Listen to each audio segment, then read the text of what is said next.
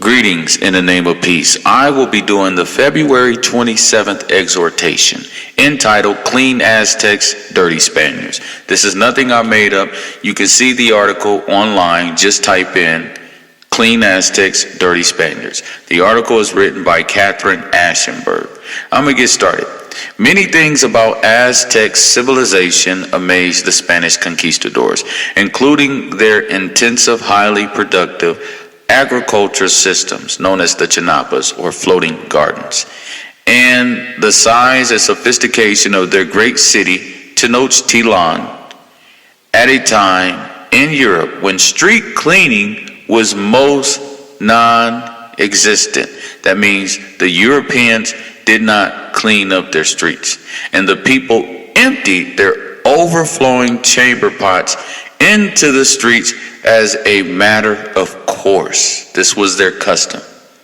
The Aztecs employed 1,000 public service cleaners to sweep and water their streets daily, built public toilets in every neighborhood, and transported human waste in canoes for use as fertilizer. Now, if you believe in the Apocrypha account on how the Northern Kingdom, 10 tribes, they journeyed into a place where they would keep the commandments. And long story short, they took the narrow passageway by the Euphrates River, and they came over to Azareth, better known as the Americas, okay? And this is how Christopher Columbus knew that there was land on this side of the world. And so, bottom line, most people believe this account in how these were the real Jews who came over into the Americas. Now, what I want to get at is how the Jews, the real Jews, in the way they live life, in their cleanliness, was in total direct opposition to the way that the Spaniards, which is the Christians, in their cleanliness. With that being said, I will be talking about how Christianity is really a dirty religion. And I'm going to give you the background on it. And I'm going to give you the background on how the Jews, as well as the Moors, and as well as the Arabs, you could say the Muslims, were much more cleaner. And I'm going to show you how even in your own Bible, God was about cleanliness. You couldn't even come into his presence unless you were clean. And I'm going to get that for you. This story is going to be seen in the book of Exodus. Let's go to Exodus chapter 19. And I'm going to start for you at verse 9. And the Lord said unto Moses, Lo, I come unto thee in a thick cloud, that the people may hear when I speak with thee, and believe thee forever. And Moses told the words of the people unto the Lord. And the Lord said unto Moses, Go unto the people, and sanctify them. That means separate, set them apart, okay?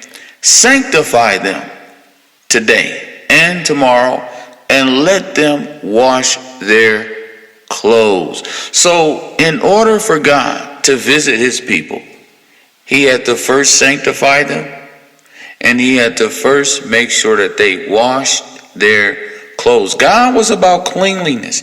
And now you're going to understand all the ritual washings is all coming from the ancient religion, and we believe that ancient religion to be Islam. We believe that Abraham and the prophets were all Muslims. Getting back to where I was at, Exodus 19:11, and be ready against the third day. For the third day the Lord will come down in the sight of all the people upon Mount Sinai.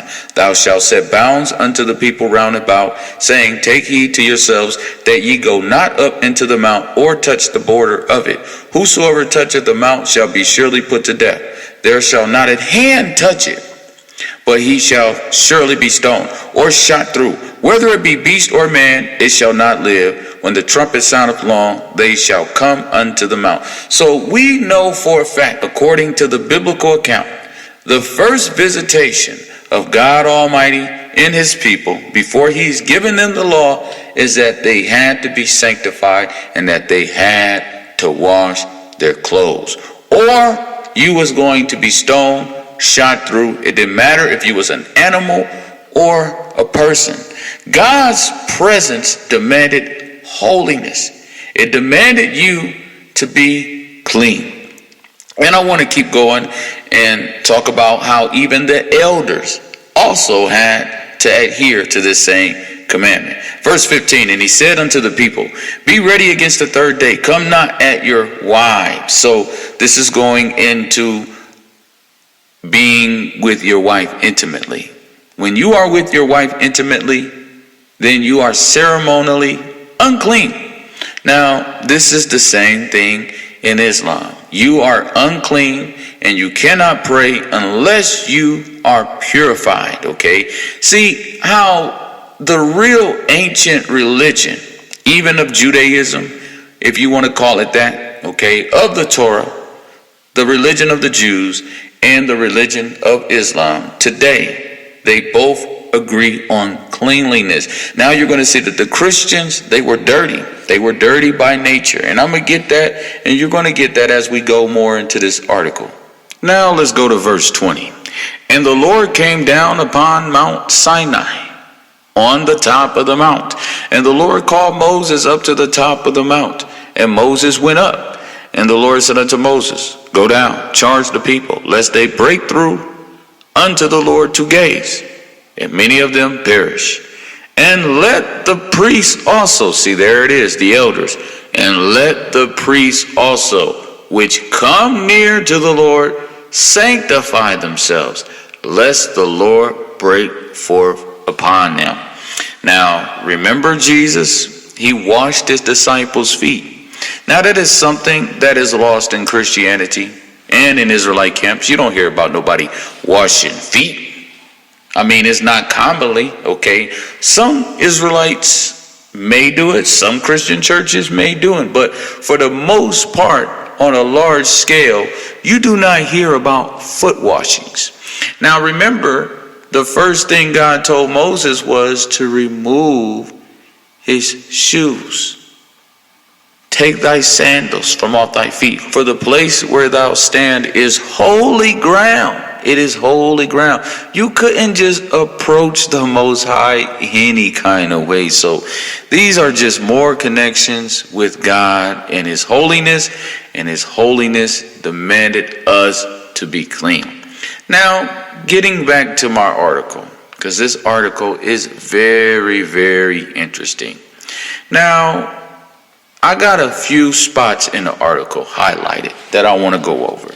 I won't go over completely all of it, although I might, because it is highly enlightening. So now, while London was still drawing its drinking water from the polluted river Thames, okay, that's a popular, famous river that is in the UK that goes through southern England and, of course, London. As late as 1854, the Aztecs supplied their capital city with fresh water from the nearby hill of Chapultepec by means of two aqueducts, first built by Netzahualcoyotl between 1466 and 1478.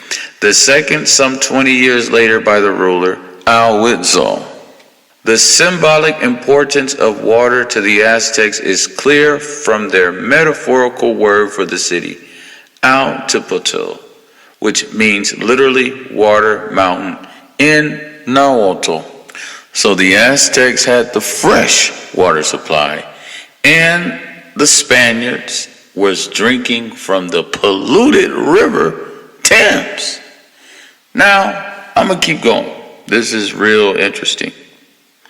The aqueducts were described by Hernan Cortez in 1520. Along one of the causeways to this great city ruined two aqueducts made of mortar. Each one is 2 paces wide and some 6 feet deep. And along one of them a stream of very good fresh water, as wide as a man's body, flowed into the heart of the city, and from this they all drank. The other, which is empty, is used when they wish to clean the first channel. Very smart. So they had a main water supply, but when it was time to be switched, that means they was going to clean that first channel and then continuously swap back and forth. Man, that is a wise, clever plan. Where the aqueducts cross the bridges, the water passages along some channels which are as wide as an ox, and so they serve the whole city. But probably nothing seemed more bizarre to the Spaniards than the Aztecs' attitude to personal hygiene. In a word, they value cleanliness. The conquistador Andres de Tapia reported in a tone of wonder that Montezuma bathed twice a day. He did, but there was nothing extraordinary about that for an Aztec, since everybody, according to the Jesuit historian Francisco Javier Clavero, bathed often, and many of them every day in the rivers, lakes, or pools. Now, my pronunciations may be different than some pronunciations, but they are accurate. So we see that Montezuma, he bathed twice a day, and that was nothing strange. As I'm telling you, the Aztecs, okay, which is the original tribes, okay, that was lost, okay, they come from a clean background. The background of a real Jew was very clean, nothing like the Khazars, okay, the so-called Jews, nothing like them, okay. They didn't wear their clothes to a frayed. No, these men came from a clean background, which was Israel, the Moors, the Arabs. We're going to single out only as the Spaniards, the Europeans, and I'm not being disrespectful, but I'm just being truthful. I'm being truthful and I'm being honest, as the ones who thought dirt was piety. Being dirty was a means of holiness. So now I'm going to keep going. Wow, that is very, very deep. They lacked true soap, but made up for it with the fruit of the Copal-Zocotl, called the soap tree, and the sticky root of the Zyahomely, or soap plant. They both gave a lather rich enough to wash body and clothes. The Encyclopedic Florentine Codex, written with the Aztecs informant shortly after the conquest, includes a small illustration and description of the Amali soap plant. And there's a picture, so you need to look up this article. It is long and narrow like reeds. It has shoots. It is, man, rich enough to lather you up and get you right. It's flowered, it's white, it is a cleanser. The large thick roots remove one's hair, make one bald. So this explains why they didn't have beards. They had this soap, they had this plant that actually can get rid of hair from any part of the body they didn't want hair. This explains why the Indians were very smooth skinned. The small, the slender ones are cleansers, a soap. They wash, they cleanse, they remove the filth. So they was all about cleanliness, man. Their documents also make frequent mention of deodorants, breath fresheners, dentifrices. Spaniards of the time cleanse their teeth with urine. Gross. Now I'm going to show you something in your Bible. I gotta show you something in your Bible. Man, this is deep. How our God, He searches the reins. He searches the reins. And there's scriptures in our Bible that tells us that our God searches the hearts and He searches the reins. Now, in the Quran, it literally says, Pray. Prayer has been given to us, has been prescribed to us, and we are supposed to pray. Now, there's a hadith, and it reads, and it says, avoid urine, because most of the punishment of the grave is because of it. And you have these Spaniards literally cleaning their teeth with urine. Now I want to go into how the Bible talks about how God is a God that searches the reins. And the definition of reins are the kidneys. Some scriptures imply the inward parts. So going back to urine, because God searches the reins. He searches the kidneys. Now, isn't that amazing? How we can tie a connection from our Bible to the Quran. How God tells us he searches the reins. He doesn't tell us the details about it except in the hadith where he tells us to avoid urine. Wow, that is very deep. In Jeremiah 11:20, but O Lord of hosts, thou judgest righteously, that triest the reins, that's one part, and the heart. So God tries our kidneys according to the scripture. Proverbs 23:16, yea, my reins shall rejoice when thy lips speak right things. Psalms 139:13, for thou hast possessed my reins, thou hast covered me in my mother's womb. Psalm 16:7, I will bless the Lord who have given me counsel. My reins also instruct me in the night seasons. That's talking about his kidney. So this ancient religion, okay, that was lost, that was restored back to us from the Prophet Muhammad, peace and blessings be upon him. God is interested not only in just us being clean, but God is also interested in how we dispose our urine. And I love how the hadith tells us to avoid it. And this explains why the Muslim man, we are very particular on how we use the restroom. Now, going back, I want to get back to my article. Spaniards of the time cleaned their teeth with urine, as well as bathing in lakes and rivers. The Aztecs cleaned themselves often daily in low sauna-like hot houses. An external fire heated one of the walls to red hot, and the bather threw water on the baking wall, creating steam. As in a traditional Russian steam bath, the bathers could speed up its perspiration by thrashing themselves with twigs and grasses. Almost every building had such a bathhouse or temazicali, used for medical treatments and ritual purifications, as well as ordinary grooming. See picture 6. As Jacques Soustelles has written, a love of cleanliness seems to have been general throughout the population.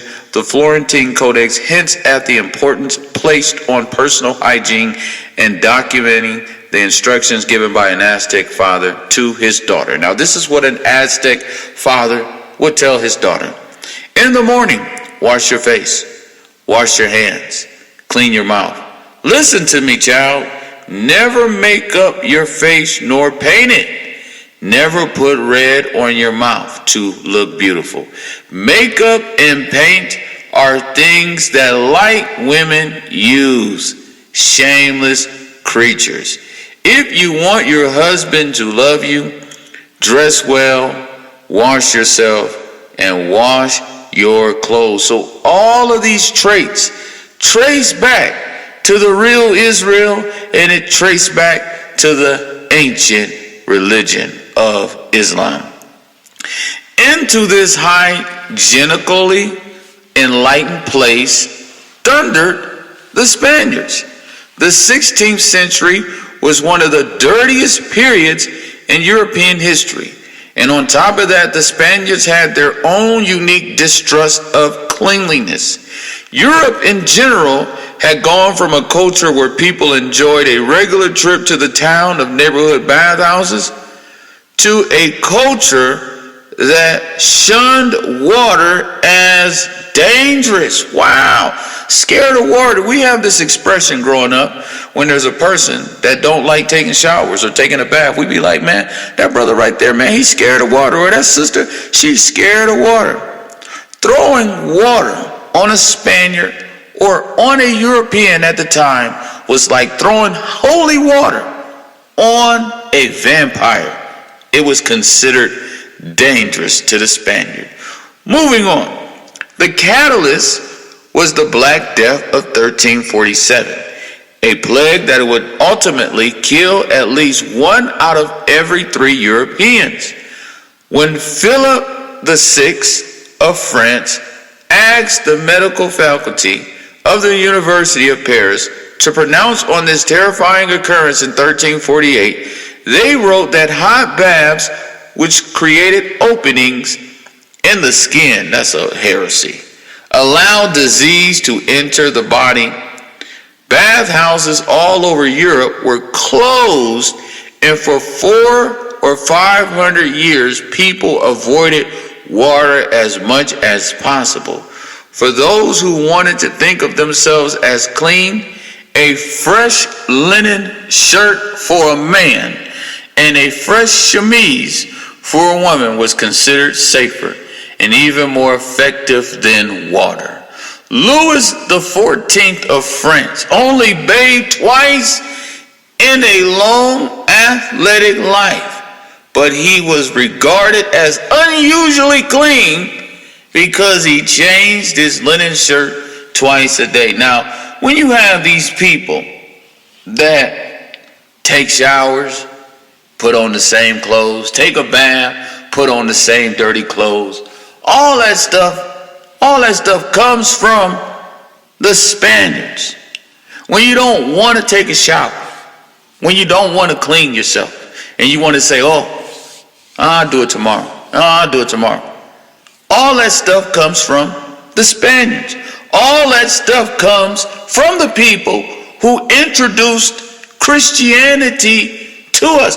Christianity is a very dirty religion in its origins. Now I'm going to keep going on. I'm going to keep going on. And it's getting more interesting by the page. All right. Now, in the 16th century, Spaniards inherited that pan-European fear of water. I was just talking about that. Brother, you scared of water. Sister, you are scared of water. But they had an additional, peculiarly Spanish aversion to cleanliness. So you despise those that were clean. Like every other part of the Roman Empire. Now, the Romans came from the Edomites, okay? They had their own well-patronized bathhouses.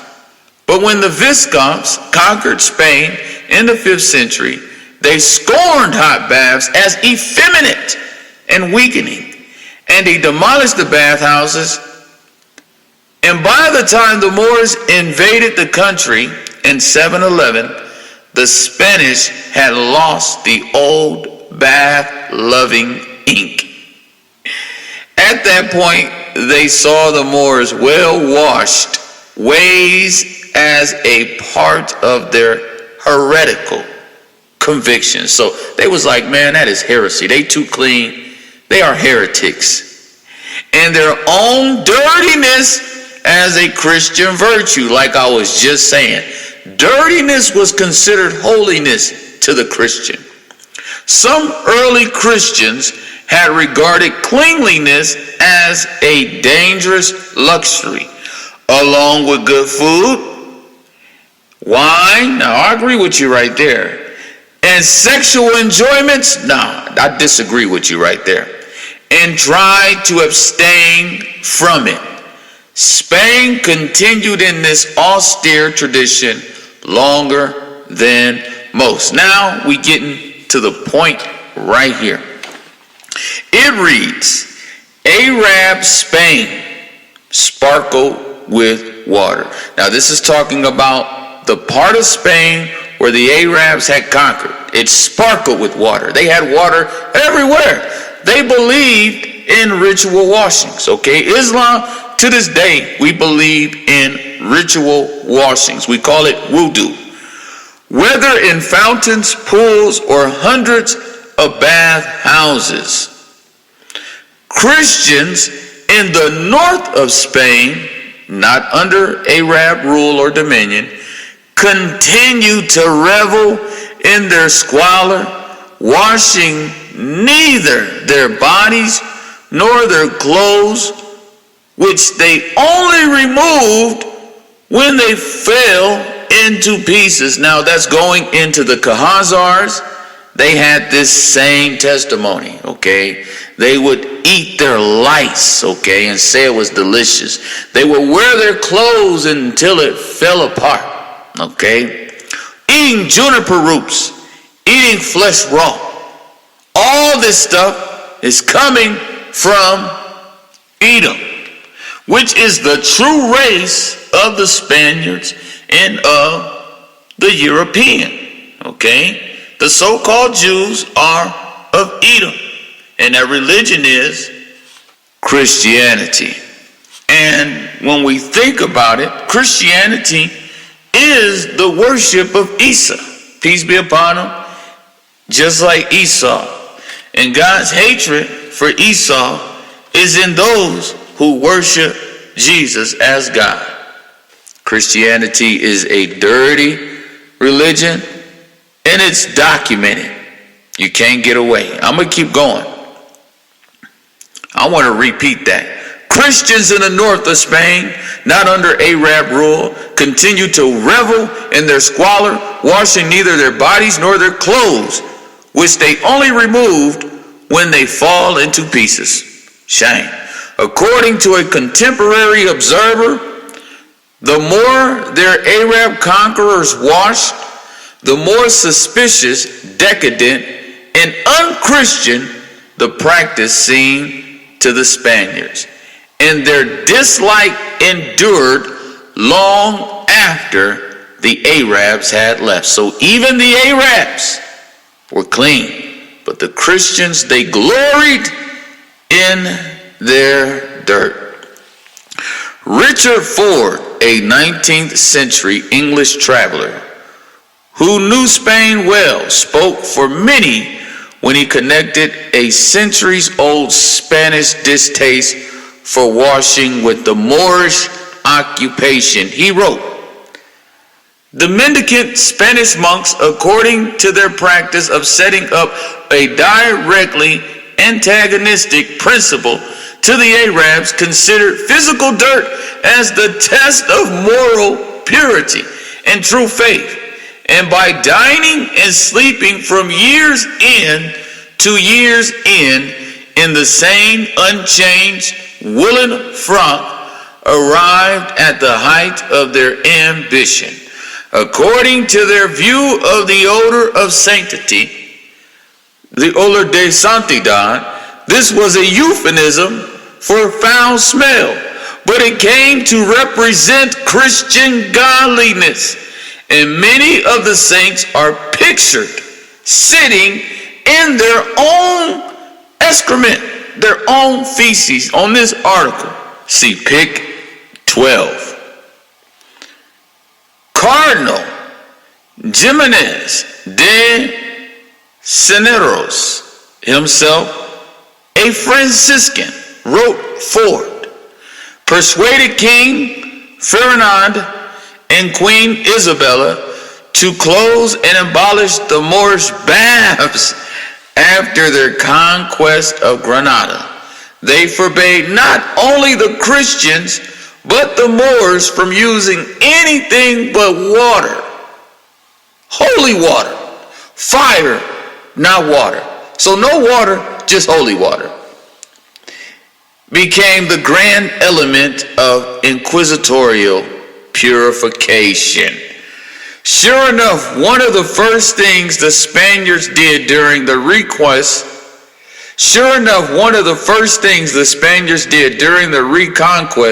was to destroy the Moorish baths. just as the Visigoths had destroyed the Roman ones. Even after that, suspicions remained. Moors who converted to Christianity were forbidden to bathe.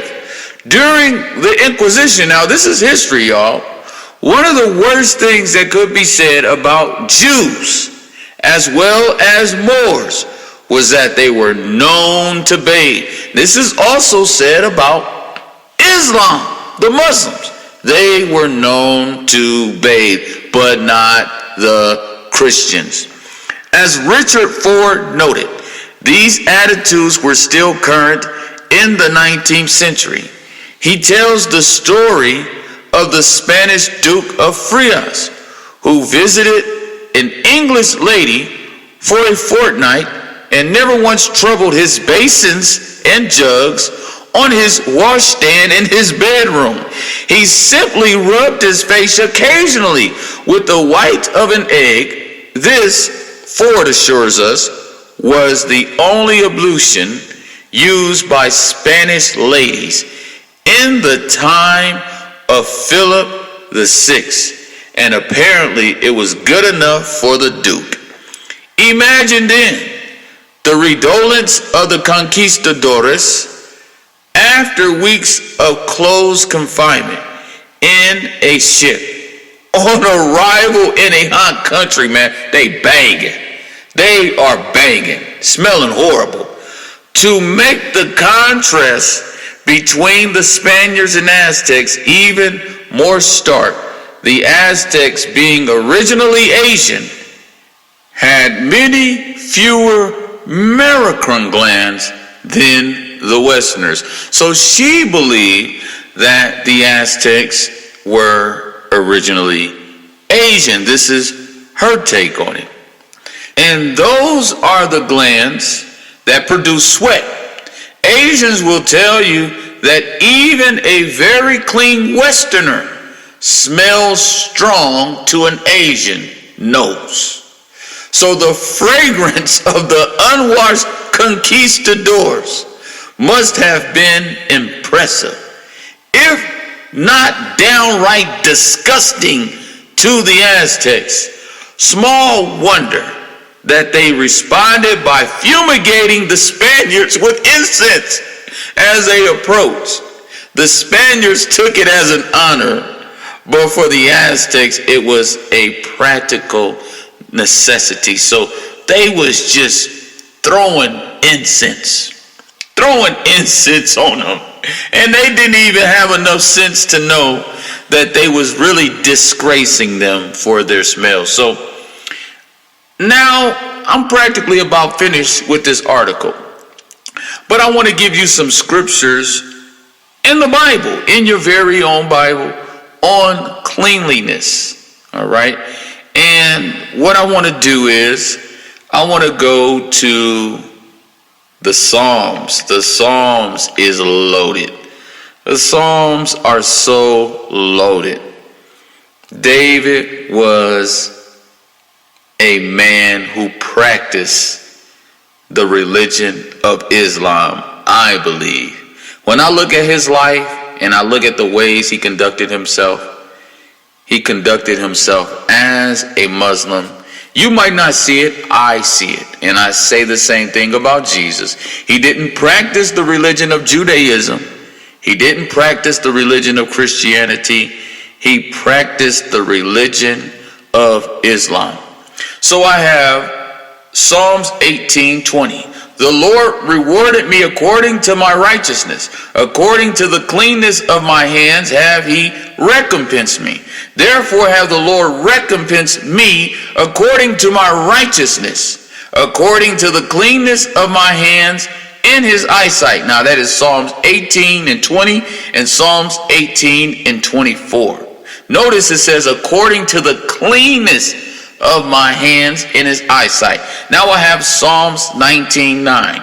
The fear of the Lord is clean, enduring forever. The judgments of the Lord are true and righteous altogether. Now I have Psalms 24, verse 3. Who shall ascend into the hill of the Lord? or who shall stand in this holy place? He that hath clean hands. Now in Islam, we are prescribed to prayer, and we are required to do wudu. What is that? Ritual washing.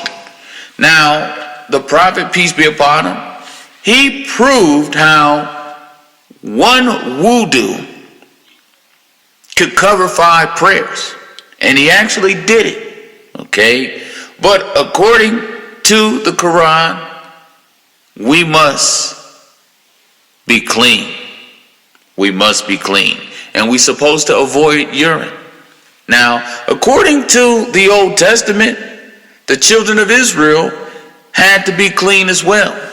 They couldn't come inside the temple any kind of way. If they had diseases, things, all those things, they had to be put out from the temple. So we see, according to the Bible, God is a very clean God. And the point I wanted to prove in this message was that the Moors all had backgrounds of being clean. The Aztecs, they all had backgrounds of being clean. The Arabs, okay, the Muslims, all had backgrounds of ritual washings and being clean. Christianity came on the scene with its filth, all right? I hope you got something out of that. Now think about Moses. He went 40 days and 40 nights without eating. So therefore, there was no excrement. There was no urinating.